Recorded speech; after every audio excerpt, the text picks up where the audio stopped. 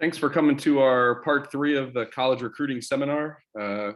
Coach Jim is super excited to make this happen and relay some of his knowledge as being a college coach, USL League 2 and W League coach, and working with high-level players at clubs throughout the country.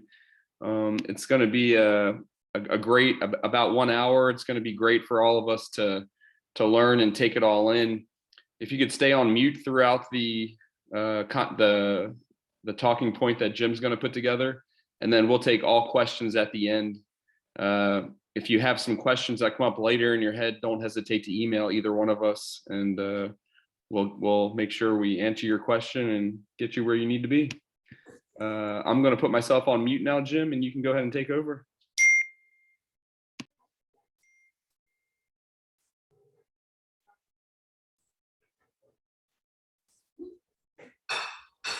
Hey, Jim, you're on mute right now. If you want to, you need to unmute first.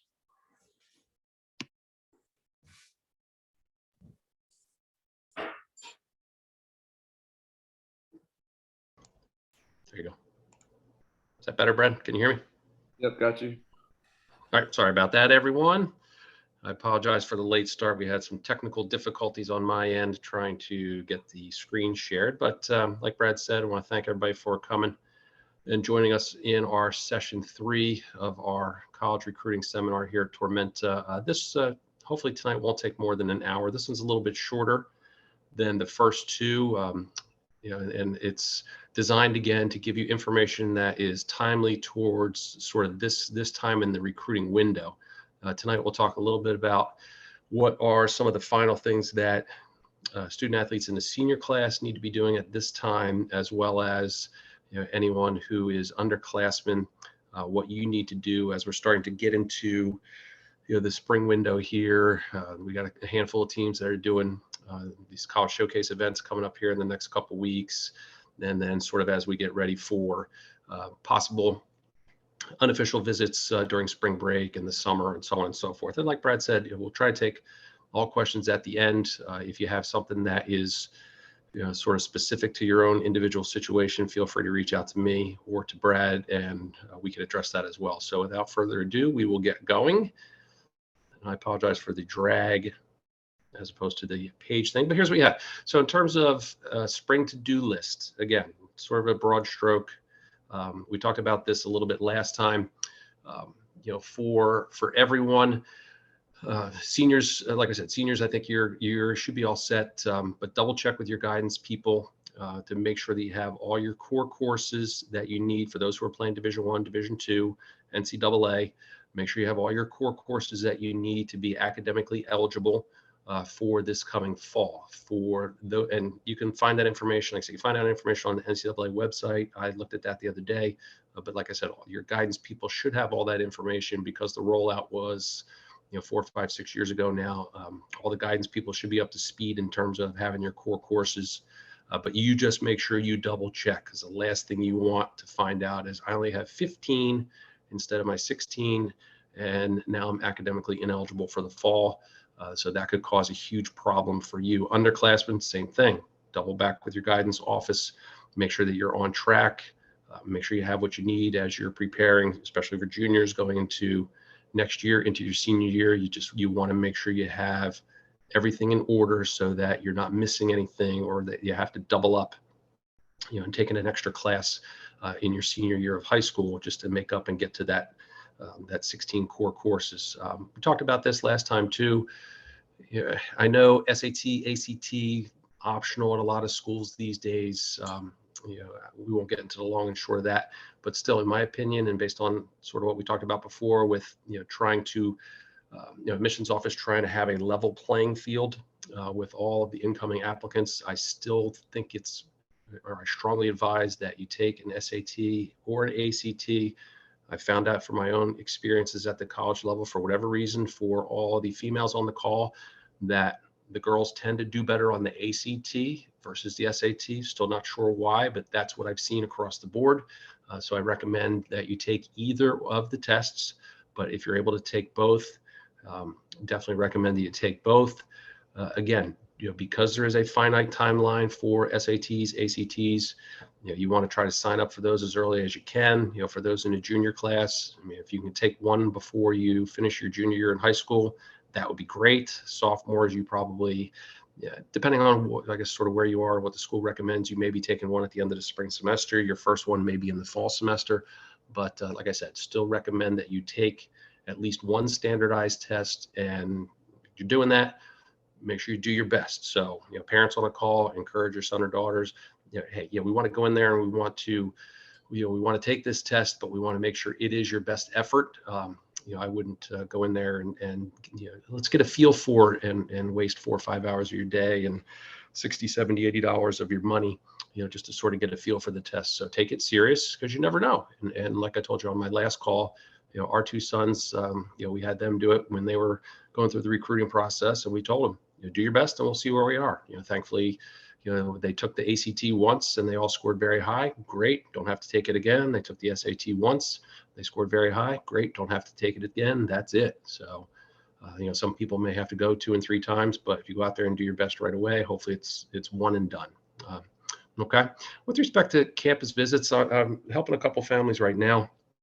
And then we said, at some point, it's important for me. And if we think back and we go back to the college list sort of creation that we were talking about on the first call, you're trying to identify schools of interest, size of school, location, is it city, is it more, in the suburbs, country, things of that nature. We're talking about the campus visits. So if you have opportunities for spring break or summer. I know we're taking a couple teams up into Richmond area. I mean, who knows how many schools are there? University of Richmond, VCU. There's schools in Williamsburg. There's schools in Maryland. A couple other schools in that neighborhood. George Mason, places like that. The teams that are going down to Tampa, University of Tampa is right there. So if you have an opportunity, even on these these sort of tournament weekends, to go take a visit. Don't be afraid to go there. Just walk around campus. Even if it's something that's a little bit more unplanned. But some of the people sent me their college list that we asked for the other day. If you're in those areas in these next couple weekends, just stop in and just see if you can walk around. If you can get a campus tour through the admissions office, that would be great. But like I said, try to get that on your radar now, because in my opinion, I think that is a huge determining factor for a lot of kids in terms of, I like the campus, I like the feel, I like the layout, or no, this isn't for me. So again, that should be on your sort of your to-do list, as you get ready for spring break and summer and so on and so forth. Okay. For the students on the call, again, because the admissions process is so competitive, make sure you stay involved with school activities. Try to do a little bit more and make sure it's honest and it's legitimate. Don't sit on a meeting for 10 minutes and be like, hey, I'm a member of this club, and you only sat in there for 10 minutes. But try to stay involved in things that you're interested in. Help to build up that student profile, so when it comes time to actually apply for the schools, that you can stand out a little bit. I think the next bullet point is sort of an ongoing type of fluid topic for everyone. Continue to do the research on the schools. Like I said, I anticipate when we take these teams to the college showcase the next couple weekends, that you're going to generate some more interest from some colleges and some college coaches. So, you do more work on your end, figure out what you like, what you don't like. You may be, some college coaches may reach out to you that you haven't thought of. So, be open-minded, but remember, it is a little bit of a fluid process. If there's things that were on your initial list, if you were able to put that together in the fall, if there's some schools on your list that you may not be interested anymore, cross them off. But I recommend that you try to add a couple on the other side. So if you take 2 off, let's see if we can bring 2 or 3 more that you may be more interested now at this point. But like I said, you have to continue to do that work as you get into the spring window. Like we told everybody via email the last couple weeks, and I told everyone who was at the training session last Sunday and everyone who was at the training session today, this is a great time to continue to email and reach out to the college coaches on your list. We showed you a couple sample emails last time we talked, but just reach out, specifically for the people that are going to these events. Hey, I'm attending this, the Jefferson Cup or the USL Academy Cup or what have you. Here's a copy of my schedule. I'm interested in your school and I like this major. I want to be a Clemson Tiger, stuff like that. Send them the schedule. We said some of those people that are doing Jefferson Cup should have sent an email out last week. You follow up with an email this week with any schedule changes. If there's not, just reach out. No schedule changes. Feel free to send high school information. Like we discussed before, a lot of coaches, due to budgetary constraints, there's not a lot of college coaches that are going to be watching and coming to high school games, but it doesn't mean you don't send the stuff out there because like we said before, the network is what the network is.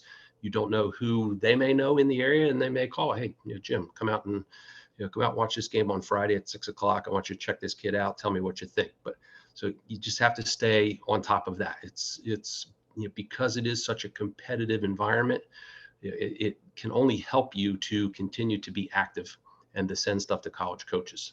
Let me just slide this down because I got something on my screen that I couldn't see. This is always an interesting topic for me, and probably one that we'll talk a little bit more about again tonight, and for those people who are interested in this. But again, I know for a fact that you're going to get a lot of responses back from schools when you email them. You're going to get that email back. Come to our ID camp, come to our summer camp, and so on and so forth. I cannot stress enough, though, again, before you make any decisions on these, reach out to me, please. Reach out to Jordan, reach out to Stefan, reach out to David, some of those other coaches that you're working with. Put another set of eyes on those emails. This way that we're all sort of on the same page in terms of helping you to decide, does this make sense? Because some I think will make a little bit more sense than others, but everybody's going to ask you to come to their ID camp. But like I said, I think you got to be a little bit strategic in terms of how you approach that, so that you're not going to everything, because it could cost a lot of money. But like I said, I just want to make sure that we're on top of that. Let me just slide down here. So, going back to the core courses that we talked about there in the first slide, I just tried to give you a breakdown of what that is via the Ncaa website. Again, 16 core courses is what every graduating senior needs in order to play NCAA Division I, NCAA Division II. So these are the things that you need. Okay. So again, double back with your guidance office at the school. Make sure you check your own transcripts. Make sure that you have these things. Okay. If not, like I said, you're going to be rendered academically ineligible, going into that fall semester if you're a senior graduating in May. So you won't be able to play if you're playing NCAA Division I or Division II. But again, 4 English, 3 math, Algebra 1 or higher. You see the natural physical science, the 2 years, 1 of the lab. And then you have the English, math, science, extra year, social sciences 2, and then the 4 additional courses. A lot of people get those, a couple of those out of the foreign language at the schools, and then you see religion, philosophy. Again, just got to double check and make sure you have that, so that I would make that your responsibility as the student athlete, your responsibility as the family to reach out to the guidance office just to make sure. Like I said, mostly, everybody gets this right these days, but I still see every so often somebody slips through the cracks. So just want to double, triple check on this one. Okay. Oops, sorry. Again, talk about standardized tests. Make sure you're aware of the testing schedule. I just got an email from one of the players on one of our teams. They're taking an SAT on Wednesday. Great. So this way, it doesn't interfere with any of the weekend activities or club games, high school games, so on and so forth. But know the schedule. Make sure you test early, like we said before. I wouldn't wait. I think I still have someone who was emailing me from one of our older teams that they're taking their first standardized test, I think, next month. And so you're talking April of your senior year. You're taking your first standardized tests. That may be a little late, in my opinion. So you want to try to get at that a little bit sooner, because I only say that from the standpoint of what happens if you go in there and you don't do very well, and your score is not reflective of where you are academically. There may be little to no opportunity to take another test before the end of the admissions window for said college and going into the fall. So I always recommend testing early. Give yourself a little bit of a buffer in the event that you have to go again, you have more time, and you're not stressed out of trying to cram something in the 11th hour. Like I said on the first slide, always recommend taking both, one of each, just to see how you do. Okay, we talked about taking it serious. don't waste the opportunity. So make sure you prepare. For those who may need SAT, ACT prep, don't be afraid to go that avenue. I know there's all kinds of resources and books and other text out there to be able to help you in that space. So don't be afraid to utilize those resources so that you can go out there and score as best you can, right away. Okay. And like I said before, there is a finite timeline. There's only so many testing dates that are on the calendar. So make sure you know and you get that test set up early. All right, talking about the college visit again. Right, and just know that there's a difference between unofficial and official visits. A lot of that has, previously it's been thrown out the window with all the early recruiting. You're starting to see a little bit of the official visit sort of come back to life a little bit with the NCAA trying to slow down the college recruiting cycle, especially in women's soccer. But a lot of times, an official visit will take the form of the college coach asking all of the committed players or the signed players to try to come in on the same day, and sort of spend the weekend or spend the night on campus. Maybe it's centered around a fall game or a fall event. Maybe it's centered around a spring game or a spring event. All right, but you still need to know that, by rule, how many official visits are you allowed to take to Division I institutions? It's 5. I believe Division II, it should be 5 as well. Unofficial visits are unlimited. And what's the difference between official and unofficial? Official is basically the school, the college. They bear all the costs of that visit. Where unofficial, the parent, the family, the student, they bear all the costs of that visit. Okay, like we saw on that first slide, if you're able to set up an official visit, if you're at that point with someone, most likely you're still at the unofficial visit stage.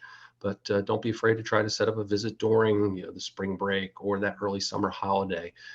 There are a lot of the athletic programs are more willing to set those up, but you also find that the admissions offices themselves, they will also allow you to do unofficial visits, and they can put you in the dorms with other students on campus. If it comes through the athletic department, they may be able to put you, in a dorm, in a residence hall with one of the players on the teams.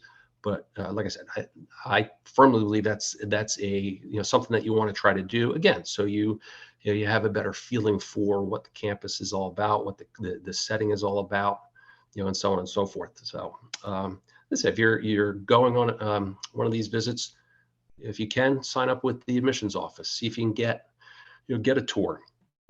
Even if it's something, a lot of times they can put you on a group tour and they can walk you through all the buildings and so on and so forth. Sometimes there's self-guided tours, but they still want you to sign up so that you can continue to get admissions information.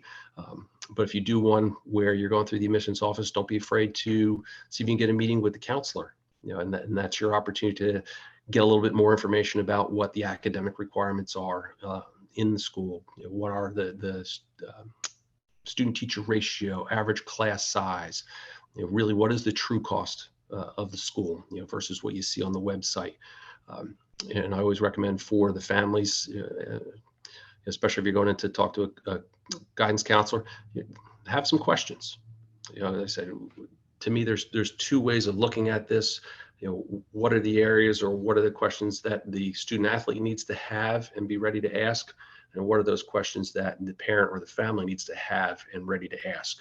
I think for the student athlete, for me, it's more about, athletics in general. It's more about campus life and things of that nature. Whereas the family, it's more about, what's the financial picture, FAFSA, academic scholarships, are scholarships stackable, things like that. I think that's more on the parent side. Again, if you're, at that stage and you're looking to make these visits in the next couple weeks, feel free to reach out to me and I'll help you every way that I can, give you some things to think about. Okay.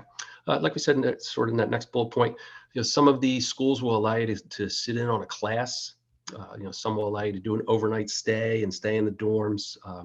It depends on what you want to do. I do know for a fact, a lot of times if you do the overnight stay, that you probably have to pay for, staying in the dorm overnight. It could be $25, $30, but a lot of cases that's something that cannot be done for free.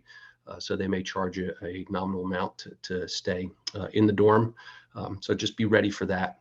Like I said, it shouldn't be too much. But that's an option. And again, I think it's a great way to see the campus a little bit differently than if you were just sort of walking around. Brad, somehow my screen just froze now.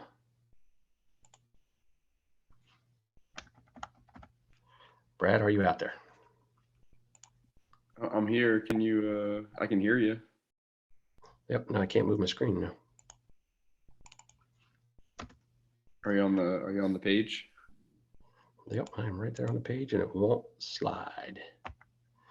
Everyone, I apologize. This is our third technical difficulty tonight.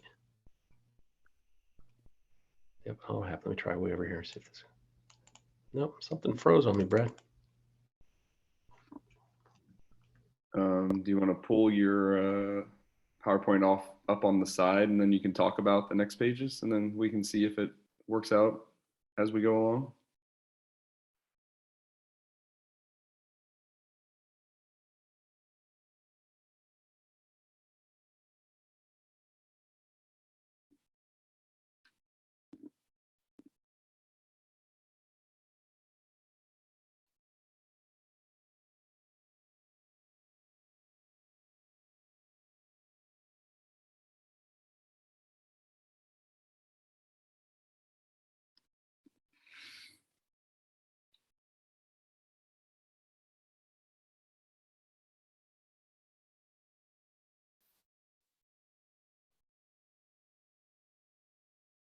Jim, can you hear me?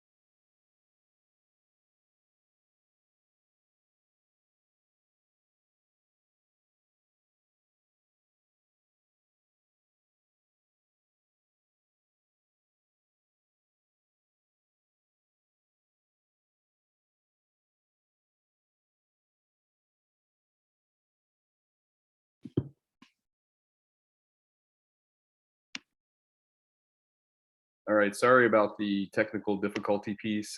Jim just logged off and he's logging back in here, and we'll be back up and running momentarily. Thank you for your patience.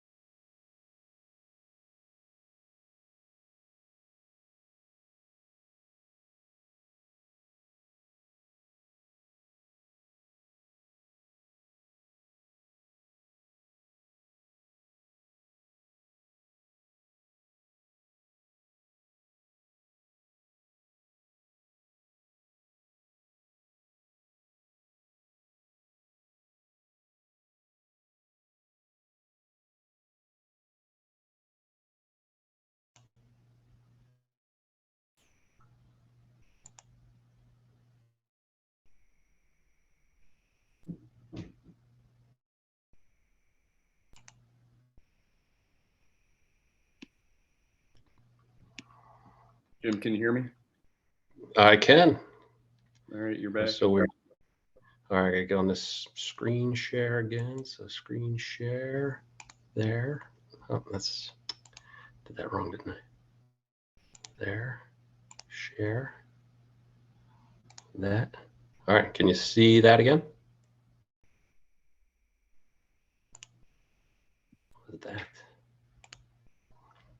You there, Brad? Yep, we're back in action. You can see me? Yep. See my screen? Yep, you're good. You said yes, Brad? Yes, sir. We're ready. All right, great. Sorry, everyone. I apologize for that. My computer just froze up. I'm not sure what the last thing we heard was, but we'll just finish up this slide and move on. Like I said, lastly, sort of in this, college visit space, we were saying it's a great way to visit the campus, stay overnight, get a feel for what's going on. It's a little bit different than, seeing the buildings and that kind of stuff. Okay. Just a couple of ideas here. As I said, I think the overnight visit just allows you to get a better idea of what the vibe is of the campus. If you do something during the school year, as opposed to during a break, is it something where a lot of the kids stay on campus because there's activities and things to do there, or do people go home every weekend? Is it a party school, or what's the social balance of the campus? I think those are some of the things that I think are important for the student athlete to see, on these overnight visits. And lastly, for me, what does the normal population say about the school? If you do a tour, I think you're going to get one viewpoint of the campus, but if you're actually in with the population, I think you get an idea for what everybody says and what everybody's doing. Like I said, the activity, the pulse, the vibe. I think it's just a better way to give you a better, more complete picture before you make your decision. Okay. As I said, we talked about staying involved in the school. Here's a couple of things I think that are important again. We talked about admissions process being competitive. What is going to separate you from the other applicants? In some cases, it's going to be some of these extracurricular, academic type of things that you do, at the high school level. That'll help to build the profile. Remember, academics are always the first priority, especially for student athletes who want to play in college.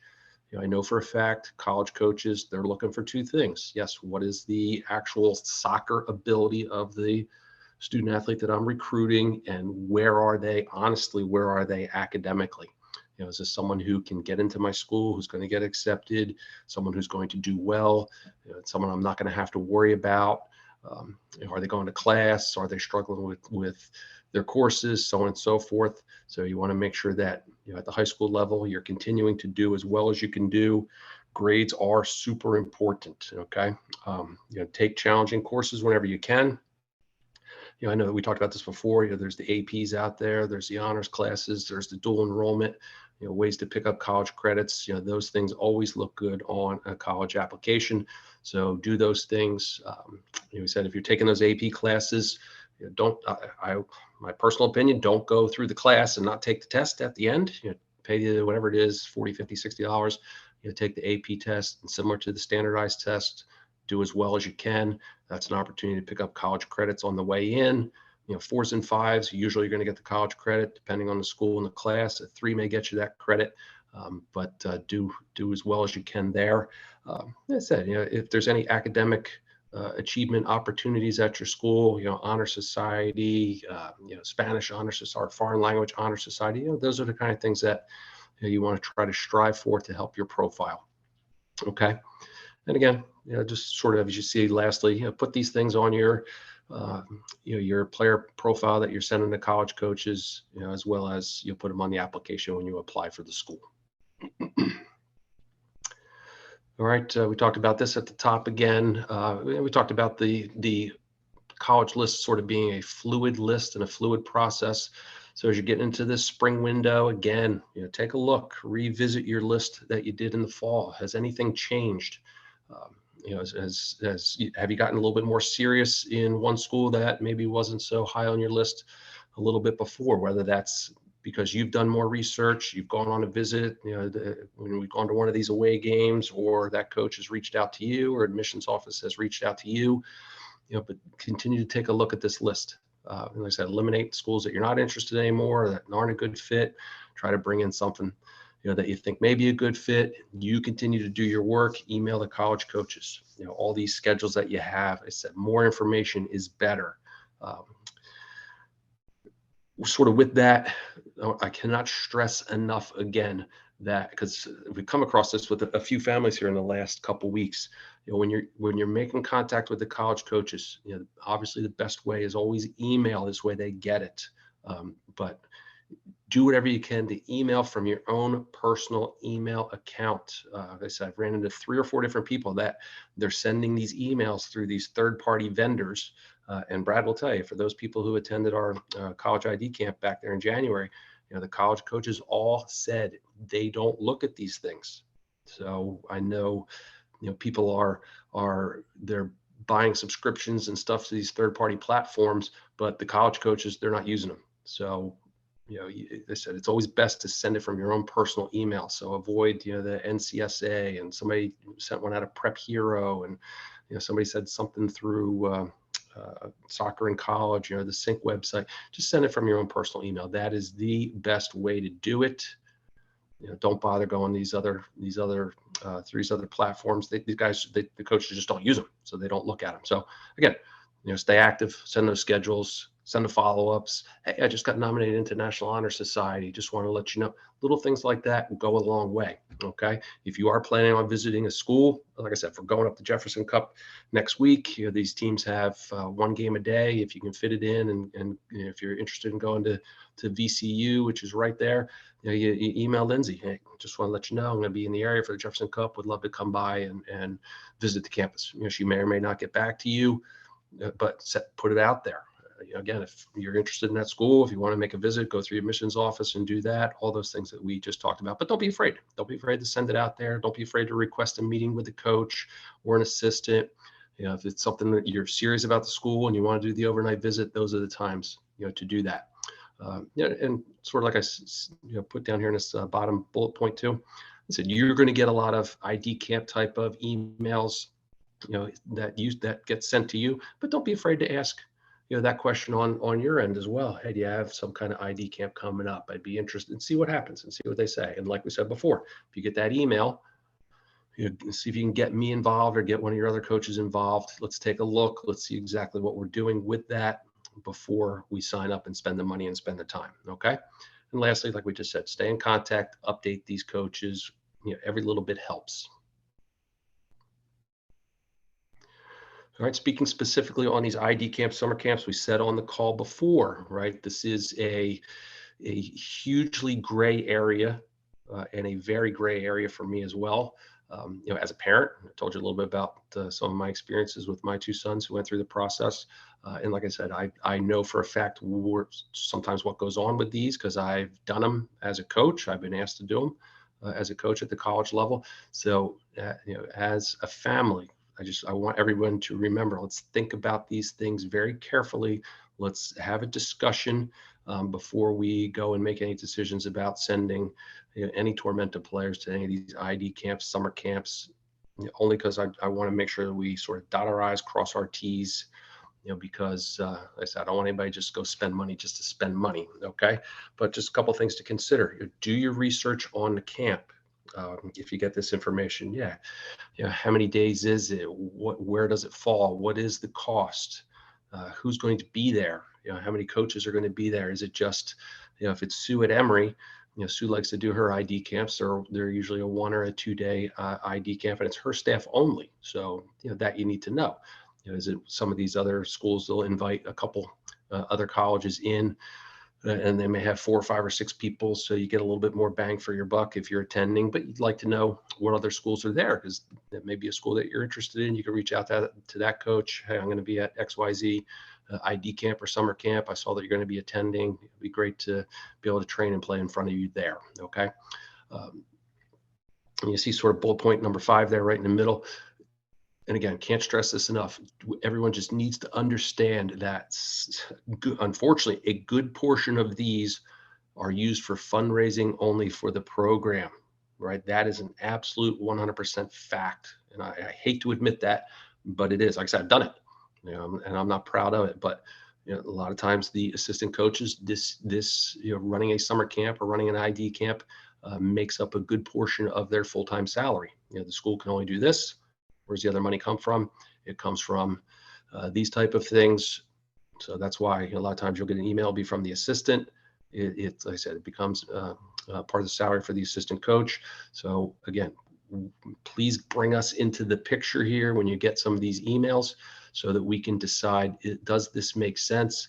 Because the last thing I want to do, and like I said, I've done it myself as a parent, and I've kicked myself for it, where I've sent my own sons to these and they weren't serious at all. And I told you on the call last time, we flew out to University of California, Santa Barbara on New Year's weekend when the kids were in high school. So imagine what that costs for the 4 of us to go, flight, hotel, them to go into camp, food over New Year's weekend, only to get there and the coach should be like, who are you?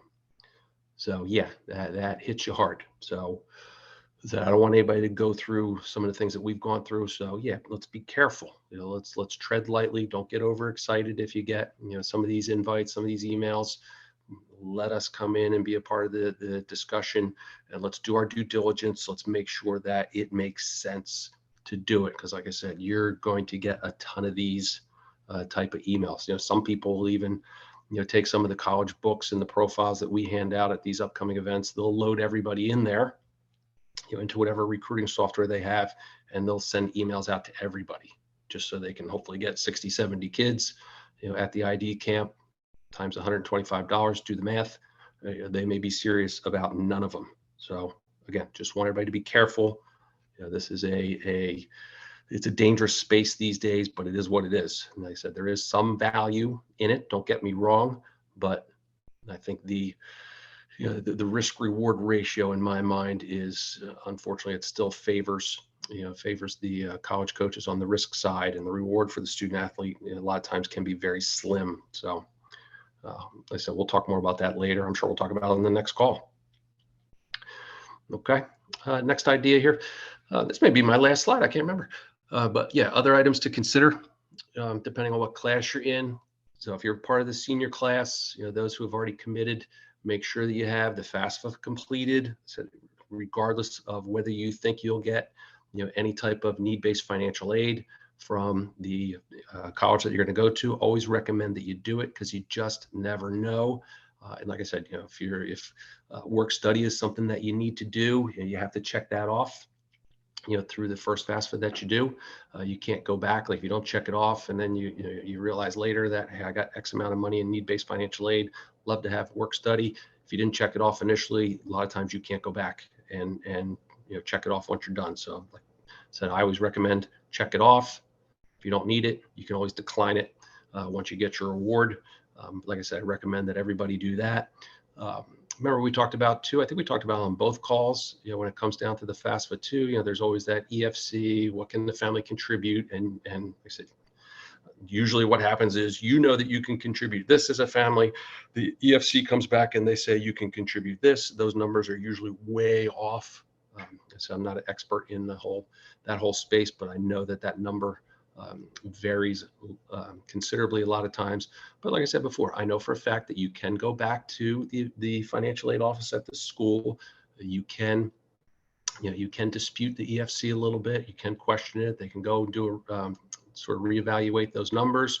Sometimes you'll get an adjustment. Most cases you won't, but sometimes you will. But I do know for a fact that if you go and ask for a little bit more help, like we said on these last couple calls, hey, thank you for the financial aid package that you've given my son or daughter. Is there any way you can help me out with a little bit more? I said, if you are conservative in your ask, $1,000, $1,500 for the year, whatever, more often than not, if not 100% of the time, you'll get that. I told everybody on the first 2 calls, I did that for both my sons, and I got the money. So I asked for a little bit for both. So yeah, 1,000, I think it was 1,500, 2,000 we asked for each of them per year. So that's I guess Damien, that was $6,000 because he only went 3 years. Kyle, I guess he was 6 because I think we did 1,500 for 4 years. So yeah, I saved myself $12,000 just by putting a phone call out and asking for that. Okay, so again, if you have a question about that or how to actually ask for it, When that time comes, feel free to reach out to me. I'll walk you through it. Super easy. Okay. Again, seniors, anybody going Division I, Division II, you have to do the NCAA Eligibility Center. So you have to fill that out. And that's the way that the admissions office and compliance, that's how they track your core courses, your GPA, your SAT scores, making sure that you're academically eligible to compete in college. If you're getting money to play, I said all that sort of gets funneled through the Eligibility Center. So you have to have that number one. So you have to have an account, pay for that, which is $75, $80. And then the last thing you have to do prior to the end of your senior year in high school is you have to check. There's a little area where you have to check off the final amateurism spot. A lot of the colleges will tell you to do this. So don't worry, but I just want to let everybody know that that's something that has to be done prior to you graduating high school. That you have to go in there and just go back and check out, check that final amateurism area. And then that's sort of your full clear green light to go play college soccer. Okay. For anyone else who's underclassmen, again, these are these little sticking points that you got to make sure that you're on top of. Any college coach that reaches out to you, you got to follow this 24-hour rule. Email them back or text them back. If you're at that point, if they've asked permission to be able to text you on the phone, respond back to them within 24 hours. Okay. That's just common courtesy, in my opinion, but that also lets them know that you're serious. I was working with a family who college coach reached out to them coming out of our Tampa event, and they didn't respond back, and then lost the email, and then we're scrambling. Okay, thankfully we were able to pick up the pieces a little bit. It's someone who I met down there, the college coach I met down there, so I was able to intervene and help reconnect the communication there. But as I said, don't make the mistake of not getting back to these college coaches in a timely manner. Again, if you don't know what to say or how to respond, or if it's an email about the ID camp, reach out to me as soon as you get it, or forward it on to me. We'll take a look.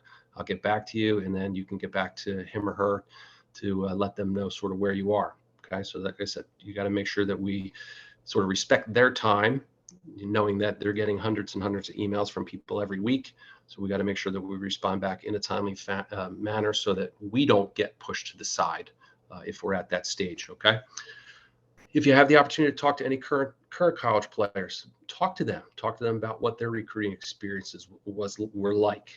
What did they do, or how did it go? How did they reach out to coaches? How did they know what was a good fit? Those are some of the things that I think are important in the process, especially for the younger underclassmen, 9th and 10th graders.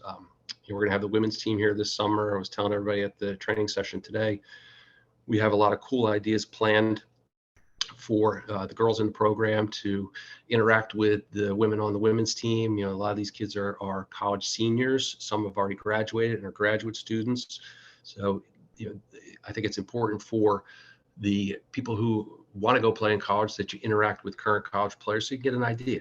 And you can probably check off some of those other things that we talked about before. Hey, you go to what school? What's your campus really like? And so on and so forth. But I think that part's important. Okay.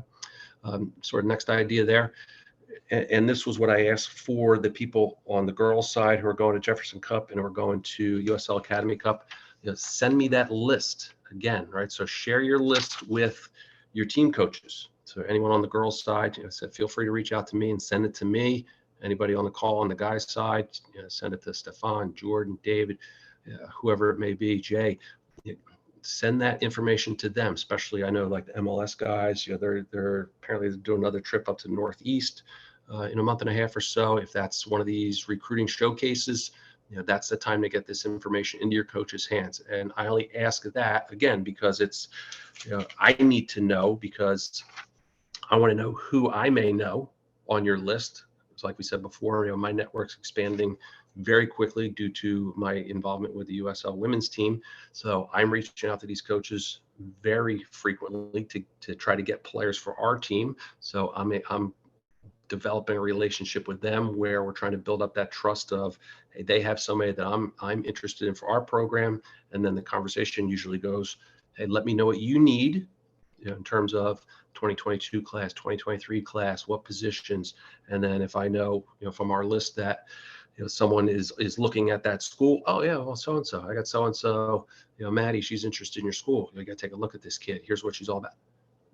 So I think that part is super important. The other thing that I will do when I go to these next couple weekend events is, I'm going to go around. I'll have our player profiles in hand, and after our games, I'm going to walk around. I'm going to walk around and introduce myself to as many coaches as I can. Again, if I see that, that the Davidson coach is watching our game, I know that this player is interested in Davidson, and then I can go and say, oh yeah, she's wearing number 7, going to play outside back. She told me she's interested in your school. They'll probably talk with me. What do you think? What are her strengths, so on and so forth. And then we have that dialogue. Sometimes that's that little bit of an extra edge that you need, in the recruiting process. So again, that information's got to get to the club coaches so that we can turn around and sort of do that behind the scenes work when we run into these college coaches at some of these games and so on and so forth. So please take care of that. Okay. The last couple ideas, again, we talked about before. Make sure spring window, stay active on the emails. Get that information out to these college coaches on your list. Here's my high school schedule. Here's my club schedule. Here's this. I'm going here. I'm going to be in your area for a game. Love to come up and visit the campus. You got to stay active. That part is critical. I said they're getting hundreds and hundreds and hundreds of emails every week from recruits. That part's important. Okay. Lastly, again, and this is sort of, we'll wrap up, I think, my side of the presentation. Again, if we trying to help everybody out on the call, please try to avoid these third-party recruiting services, right? Like Chris Adams said, he's the head coach at Georgia Southern when he was here at the college ID camp. He does not look at them. These people don't use them. They don't look at them. The only recruiting services that they're really going to use is for international students, and that they can't go out and actually see play themselves. So if school X wants to bring in someone from Europe or the UK or whatever, that's when they'll use a recruiting service, because they can't always get there to see the player live. Domestic players, they don't use them. So again, trying to help everybody on the call, save your money. There's no need for NCSA. There's no need for Prep Hero and some of these, I don't even know what they all are right now. They said, if we partner together, that's all we need to do to make this work. But it's going to involve all these things that we just talked about on this call. It's going to involve all those things that we talked about on the first and second call, namely get the list together, get the coaches' email addresses in there, get that, the school, what do you like in your radius, what schools have your major, share that list with the college coaches, create your money team, which is student athlete, family, club coach. If I'm not your personal club coach, bring me into the conversation. Again, make me part of your money team, and then we go and do this together. The Tormenta, what's sort of our the stuff that we're doing on the recruiting end. We just talked about this a little bit. I have a list of about 350 coaches here that I emailed out the entire 2007 girls profile, 2005 girls profile with the schedule for Jefferson Cup. I've already done that once. Already got some responses back. Chrissy Turner is a friend of mine. Do you have a goalkeeper in 2023? She's at Monmouth. Michelle, who's at the University of Hawaii. Hey, Jim, you have anybody who wants to come to Hawaii? Let me know. Okay. Anybody on the call want to go to University of Hawaii and play University of Hawaii? Let me know. We'll get a hold of Michelle. I got a couple other emails back. So that's what we're doing on our side. I told you, when I go to these games in a couple of weeks, I'm just going to go out there and meet some more coaches who I don't know, who I haven't met already, hand them the profiles, and tell them what I'm doing here, that I'm looking for their players to come join us. What do they need? What do you need at your school? You need a midfielder in 2023. Great. Take a look at this kid. You need an outside back in 2024. Great. Take a look at this kid. You need a 34 ACT type, because you're an Ivy League school. Okay, great. I have that. Oh yeah. She's a 35 ACT. You should take a look. So these are the things that will help you get to, get across the finish line. Okay. I said, save your money. Don't go through these third parties. You don't need them. They don't use them. A lot of that stuff just goes right in the trash. So I'm just trying to help everybody on the call. That, like I said, that's why Brad brought me here, was to help educate everybody in this process. There's a lot going on. It's not easy, but like I said, if we all go at it together, we can get everybody to where they want to be, playing soccer at that next level, playing at the school of their choice, hopefully with some athletic grant and aid type of money and so on and so forth. But it's got to be a collaborative partnership. Okay. So like I said, give me that information that I need. I'll help you any way that I can, and let's go for it. It's going to be a lot of fun. It's going to be a great challenge, but it can be done. So I think other than that, that is probably all that I have on my end. So I don't know if Brad wants to open everybody up to questions. Yeah, questions would be great. If anybody has a question they'd like to put out there right now, that'd be fantastic. Or you can feel free to email me or Jim anytime. Yes, please.